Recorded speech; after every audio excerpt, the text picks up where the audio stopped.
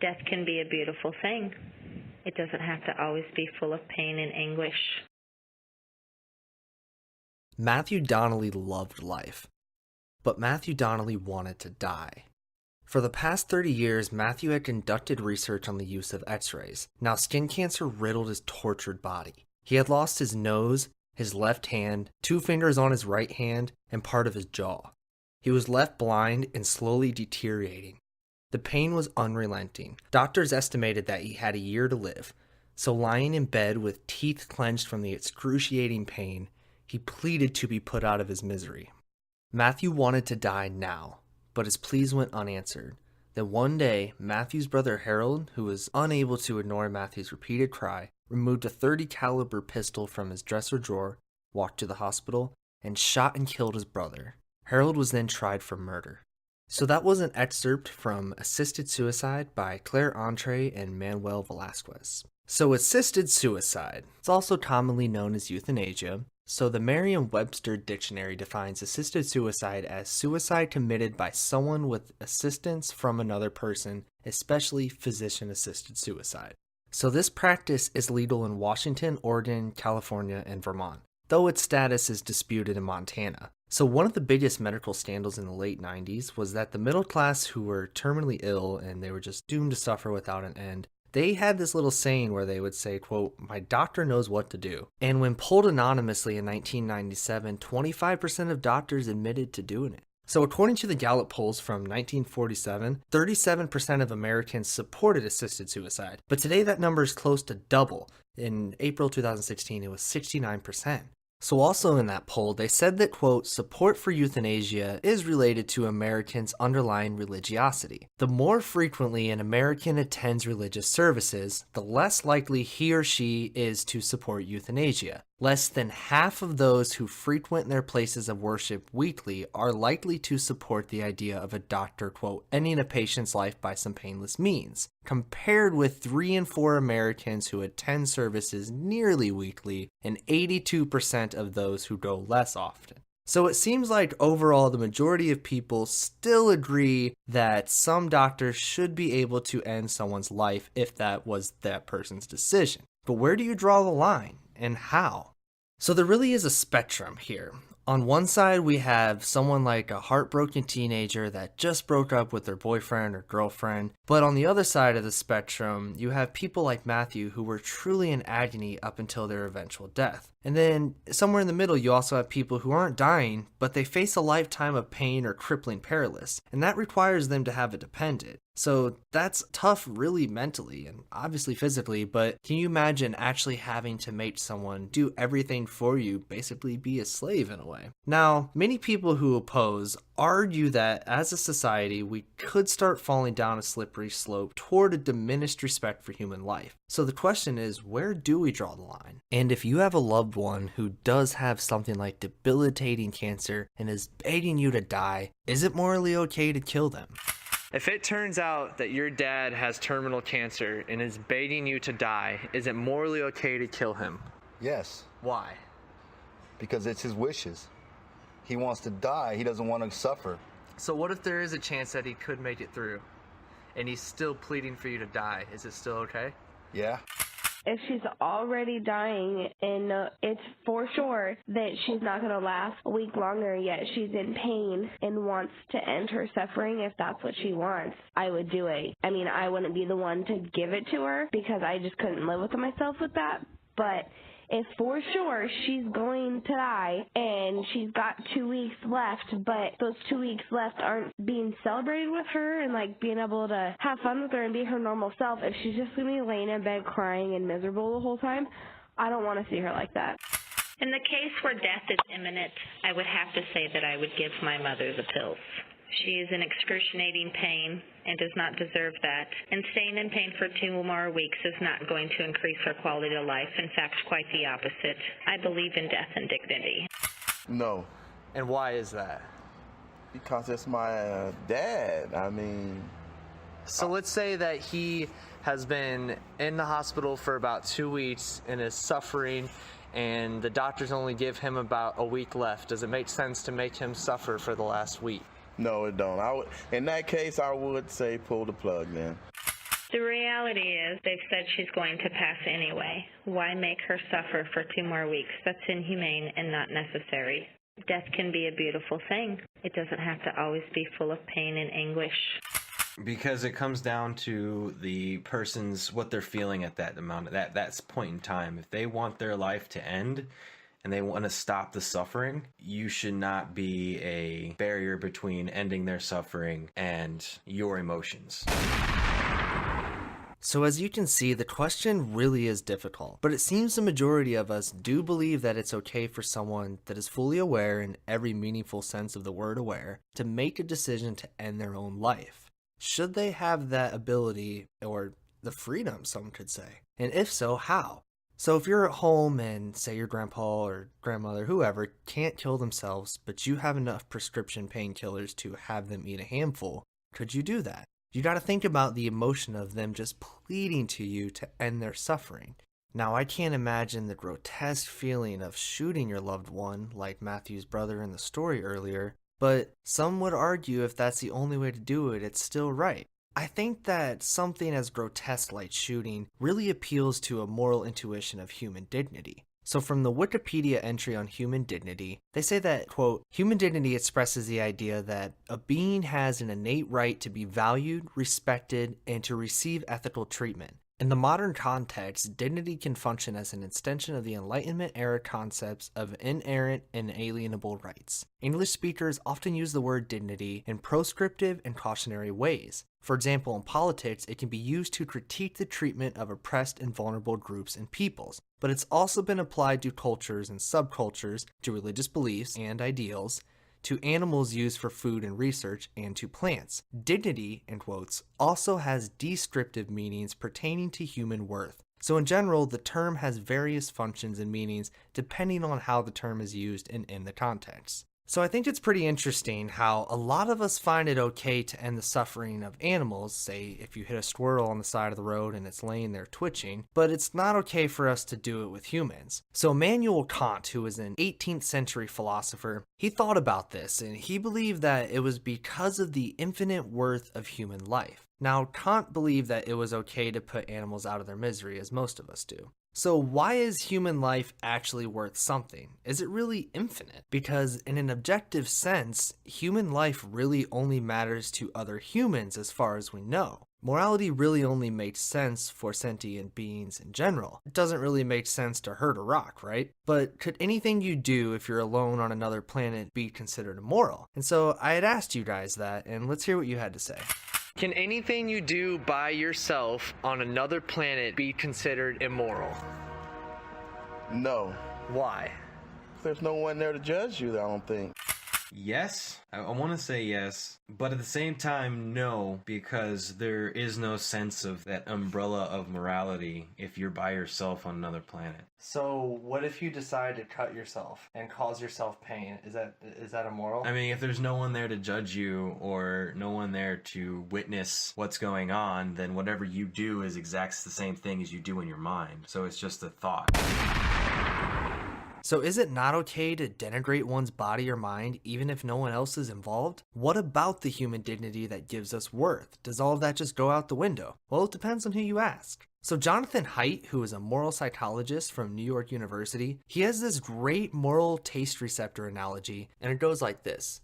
So a lot like how on our tongues we have different taste receptors like sweet and salty, well, in life we have moral taste receptors, and those are harm, fairness, sanctity, purity, authority, and it really explains how some people view some intuitions as different than others. He says that people that typically lean left tend to care more about harm and fairness, while people with a conservative slant tend to care about other things like authority, loyalty, and sanctity. And this is important because it really helps explain why so many people are divided by so many things. It's just because we hold certain values slightly higher than others. So many people who oppose assisted suicide appeal to the sanctity intuition. It's wrong to end a life because humans have worth and value. And many theologians and philosophers throughout history have talked about humans having an innate worth and value. Rabbi Moshe Tendler, he had this really cool quote that relates kind of to what Kant said. In his view, we should not cut short a person's life by even a few days because, quote, a piece of infinity is also infinity. And a person who has but a few moments to live is no less of value than a person who has 60 years to live. If we do have so much value, is it okay for us to want to kill ourselves? I do really think that people should be allowed to make their own decisions, but at the same time, I'm okay with admitting that some people just made wrong decisions. So is it okay for autonomous person's choices to be respected if no harm is done to anyone else? So what about if you're in charge of making the decision for someone? Should you weigh the feelings of the other family members? So this one is simple. As with all power of attorneys, guardians, and such in my world, the first thing to consider is the person whom you're entrusting or who is entrusting you to make their decisions, period. So what do they want? Make sure you know what they want. You should always consult with the family, not necessarily to change your opinion of what your person has told you they want, but to give them respect and the time to talk and let their feelings out, and also to give you time to explain why you're making the decision you've made based on what their mother, father, sister, brother, whoever has asked you to make. I think it helps and it changes things when you give people time to listen to them, regardless if you change your opinion or not. It's irrelevant, as you should not. You should always go by what your person asked you to do, regardless if you or anybody else agrees with it or not. Yes, it does, because I think they should have a say in this death also. The reality is, Mikey, some people have a very strong opinion either way or how things should go. But if you just give them the time to listen, even if your answer is still the same, they feel respected and they value your opinion more. It also gives you an opportunity to explain yourself and as to why you're making that decision, that it's based on their loved one and what they had asked. It helps them understand more, and it helps them feel important and part of the process, even if you didn't go by what they'd asked. No. And yes, again, because you should care about what other people feel for the fact that it is still pain. It's mental, emotional pain, but I feel there's a difference between physical pain and emotional pain. So at the end of the day, no, you should not take in consideration somebody else's, your family, other family's emotions when it comes to a family member that is going through physical, excruciating pain that is destroying them mentally or emotionally and physically. So if you have a loved one who is about to die, is it selfish to just want to keep them alive a little bit longer because of the value or whatever it is that you get out of it? I mean, how do you let your loved one know that you support their decision? That's pretty difficult, but let's say that you do decide that it is okay. How do you go about doing it? So a lot of times when people get sick, they put in their will what's called a DNR clause, and that just means do not resuscitate. So this just means that if you are on a machine that's keeping you alive and something bad happens, the hospital will not try to bring you back. So I got to speak with someone who had firsthand experience in dealing with 2 cases of assisted suicide. Lucky them, right? And not only was he involved, he was the one who had to make the decision in both cases. And I wanted to know about the process that he had to take. So first, he had to make sure that the patient was aware and able to make decisions, because sometimes they are and sometimes they're just not. And how do you really decide if someone is able to decide to die? This is such a hard situation, and you want to think that everyone that makes this decision has really thought it through. There's a couple ways to know if they're aware. You can ask them who the president is or what year, but what if they're not aware and there is someone that is in the will to make the decision? So the family has to have confidence in the decision maker. Usually there will be a conversation done through the patient and the person who is in the will, obviously, or they wouldn't be in the will. But you gotta think about how hard that would be to have that talk. So another thing, do they have free will if they are only doing it based on the current pain? Because how many times do you hear about people overcoming crazy medical situations? So you really do have to figure out if the person is going to suffer terminally or do they really have a chance to make it. And the best way to do that, I was told, is to talk to the doctors, because that's how you really get the best opinion on the future condition. This person had had a tumor in the brain, and unfortunately the tumor was in the spot that basically made all mental capacities non-existent. The tumor was also inoperable. Now, she had also had emphysema, a broken hip, and her body was just basically deteriorating in a nursing home. So then he had to sign papers to remove all the meds besides pain meds. And this is basically the equivalent of pulling the plug, just letting her die easily. Some people call it comfort care. And so after the comfort meds are applied, the pain still exists up into death, it's just less. So obviously this is a very stressful situation for the family. And actually when I was talking to that person, he told me that at one point a nurse went in to move the patient to change the bedding, and it caused such immense pain that he had to have a confrontation with the nurse. And nobody wants to do that, but that's just what happens in high stress situations when emotions are just on a roller coaster. So there's another angle going at this that makes it kind of difficult, and it's that sometimes hospitals are overcrowded and just low on resources. And what if there is pressure to euthanize terminally ill patients to free up resources? Because a lot of hospitals, especially in America, are for profit. It's just the reality of the business. And there's also a disparity between who receives the health care. So according to Political Fact, the elderly get $1.2 trillion and kids receive about $444 billion. That was in 2011. So since the majority of that money is spent on the elderly, some of them are dying and in immense pain. A lot of them really don't want to keep going on, but are forced to because of the laws. That's why there was that scandal back in the 90s when the doctors would have to just tell patients basically how to kill themselves. And obviously it had to be kept really low key. So I wanted to ask you guys what you thought about how we spend our medical resources. It is necessary, and we should, for the elderly, because we're going to get old too one day. And we're more than likely going to be in that type of situation. You know, if the cards play out right, we won't. But the probability it's going to happen to our generation, the majority of us are going to be like these old people we have now. So if you say we should kill the old people because they're just going to die, you're basically saying you just kill yourself now because what's the point? You know, I mean, yeah, they're living through pain, but at the same time, they're still living. And if they want to be alive, let them be alive. It's their choice. No, No, it's not moral to do that? it's not moral. Why? Because those people have lived a long time, and just to So should we just kill them once they hit a certain... certain age, no, I don't think so. That's a hard one there.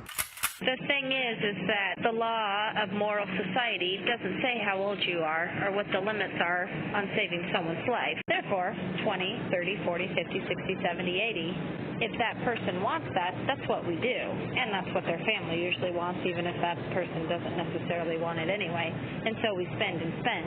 And the world of medical care capitalizes on that because that's how they make their living. If the elderly gets therapy services, skilled nursing facilities win. If they get intensive cancer treatment, oncologists, hospitals, Cancer Treatments of America, places like that, they win. They capitalize on the Medicare dollars. That's the reality that we live in. Now, who's to say what's the cutoff? What's too old? What's too young? You can't really answer that moral question. Who deserves to live longer? Who doesn't? Most of the elderly people that you are talking about that make up 80% of our healthcare costs had probably paid into a system through either their or their spouse's employer, part of their retirement package and pension, as well as many would have paid into Social Security as well as Medicare. The problem isn't their cost. It is that both of our political parties have raided the Social Security Trust multiple times. Had that been left alone, the money would still be there. There would be no shortfall.